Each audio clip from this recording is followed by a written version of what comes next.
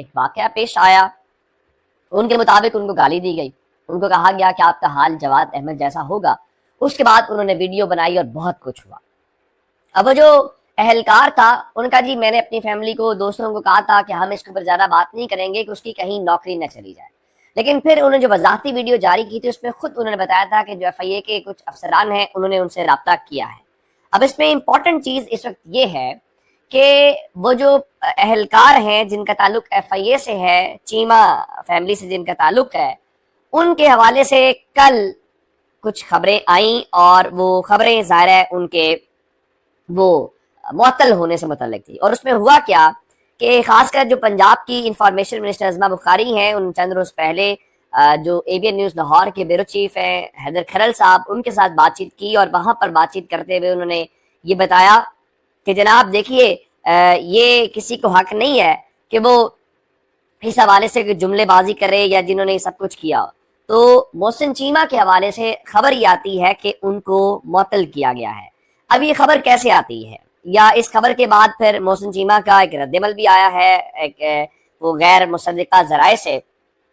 ہوا یہ کہ اقرار الحسن جو ہیں ان کے ساتھ عرفان بشیر ایک اینکر ہیں, وہ ان کے ساتھ اس دورے کے اوپر تھے جب وہ واپس آ رہے تھے جب واقعہ پیش آیا. وہ ان کے ساتھ ایک ویڈیو کال کرتے ہیں اور یہ کہتے ہیں کہ خبر آئی ہے کہ انہوں نے ان کو معطل کر دیا ہے.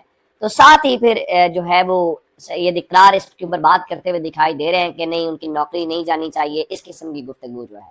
اب سوال یہ ہوتا ہے کہ کیا سید اقرار الحسن کو بھی ایف آئی اے نے بلا کے تحقیقات کی ہیں, کیا واقعی ان کو معطل کیا گیا ہے؟ پھر ہمارے کچھ جو دوست ہیں, ادیب یوسف زئی جرنلسٹ ہیں اردو نیوز کے ساتھ وابستہ ہے, وہ کہتے ہیں جی سوشل میڈیا کی کسی بھی قسم کی افواہوں میں کوئی صداقت نہیں ہے, الحمدللہ ڈیوٹی کی طرف سے کوئی بھی پریشانی نہیں ہے. یہ انہوں نے محسن افتخار جو چیمہ ہے ان کا موقف اپنے طور پہ مختلف گروپس کے اندر شیئر کیا, جس کو رپورٹ بھی کیا جا رہا ہے. اب سوال یہ پیدا ہوتا ہے کہ کیا واقعتاً اس بنیاد کے اوپر ایف آئی اے, دیکھیں اس میں بعید پاکستان میں کوئی نہیں ہے, اس وقت پاکستان میں کوئی بھی شخص جس کے بارے میں یہ تاثر ہو کہ وہ عمران خان کے لیے ہمدردی رکھتا ہے, رجحان تو بڑی دور کی بات ہے, سپورٹر یا ووٹر ہونا بہت دور کی بات ہے, تو اس کی نظام کے اندر کوئی گنجائش نہیں ہے. اور اگر کوئی شخص یہ کہے کہ وہ عمران خان کا مخالف ہے تو اس کے لیے نظام کی لہریں بہریں ہو جائیں گی, پھر آپ کے لیے سرتے خیر ہے.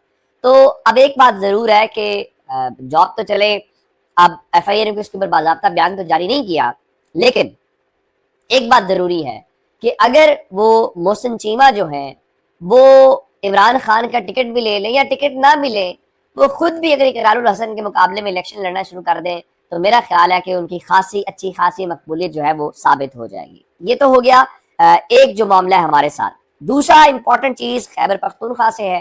خیبر پختونخوا سے خیر بہت ساری چیزیں ہیں. کل ہم نے یہ دیکھا کہ وہاں خیبر پختونخوا اسمبلی کا اجلاس ہوا, وہاں بہت بحث مباحثہ ہوا, اور وہ بحث مباحثہ جو ہے وہ ڈرون حملوں کو لے کر ہوا.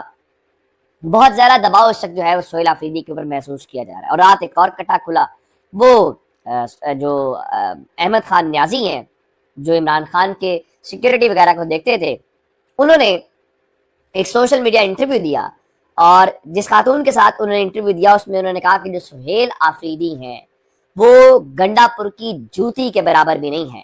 گنڈا پور جب سی ایم تھے تو ورکرز کی بات سنتے تھے, گنڈا پور اسلام آباد تو لے کر گئے تھے, آفریدی ایز اے ورکرز اور سی ایم علی امین گنڈا پور کے ذرا برابر نہیں ہے.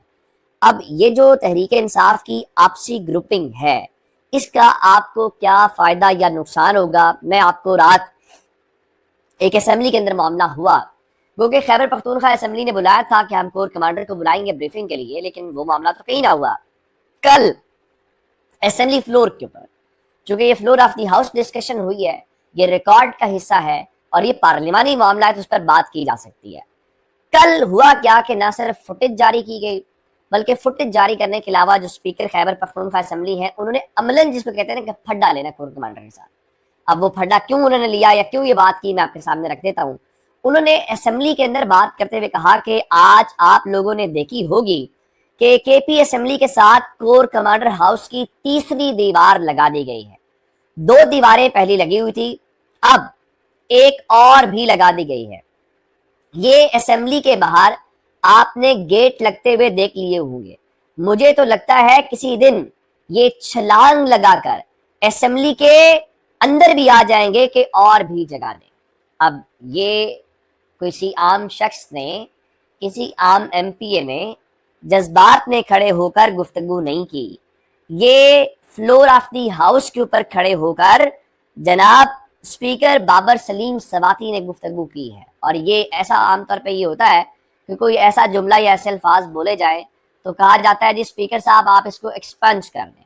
تو اس کو ایکسپنج کرنے کی باری بھی نہیں آئی. اس کی وجہ یہ ہے کہ اسپیکر خود بول رہے ہیں.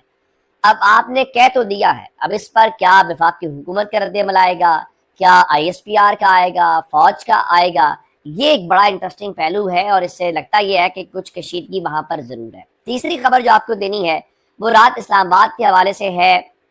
رات ہم نے دیکھا کہ کنونشن سینٹر کے اندر پولیس کو اکٹھا کیا گیا اور پولیس کو اکٹھا کرنے کے بعد یہ معلوم پڑا کہ شارع دستور کے اوپر موجود ایک جو کانسٹیٹیوشن ایونیو ہے وہ ایک بلڈنگ, اس کو خالی کرانے کے حوالے سے اطلاعات آ رہی تھیں. اور یہ بڑا پرانا معاملہ ہے. ہوا یہ کہ سی ڈی اے نے 2005 میں 13 ایکڑ کی یہ جو زمین ہے وہ ایک لگژری ہوٹل کے لیے 99 سالہ یعنی تقریباً ایک صدی کی لیز کے اوپر ایک کمپنی کو دی. لیکن ہوا کیا کہ کمپنی نے اس لیز کے مطابق ہوٹل کی بجائے یہاں پر لگژری اپارٹمنٹس بنا دیے. پھر ہم نے یہ دیکھا کہ ثاقب نثار صاحب جب چیف جسٹس سے تو یہ معاملہ ریگولرائز بھی ہو گیا. تو اب جب ریگولرائز ہو گیا تو اب ذرا سی ڈی اے نے رول چینج کیے.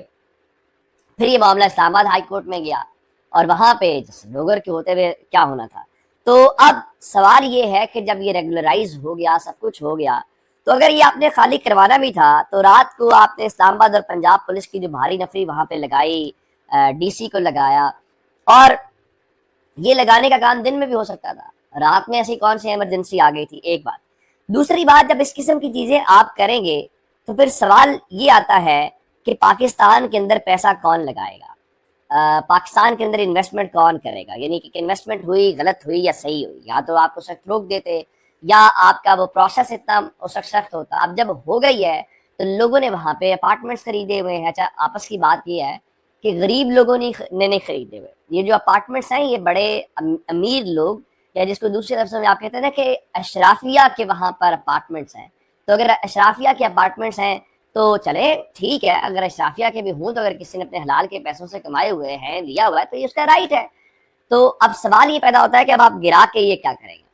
چوتھی خبر جو آپ کو دینی ہے وہ جناب, رات کو ہم نے یہ دیکھا کہ پیٹرول اور جو ڈیزل کی قیمتیں ہیں اس میں اضافہ کیا گیا, وہ کہ بہت خدشات تھے کہ 55-60 روپے کا اضافہ ہوگا.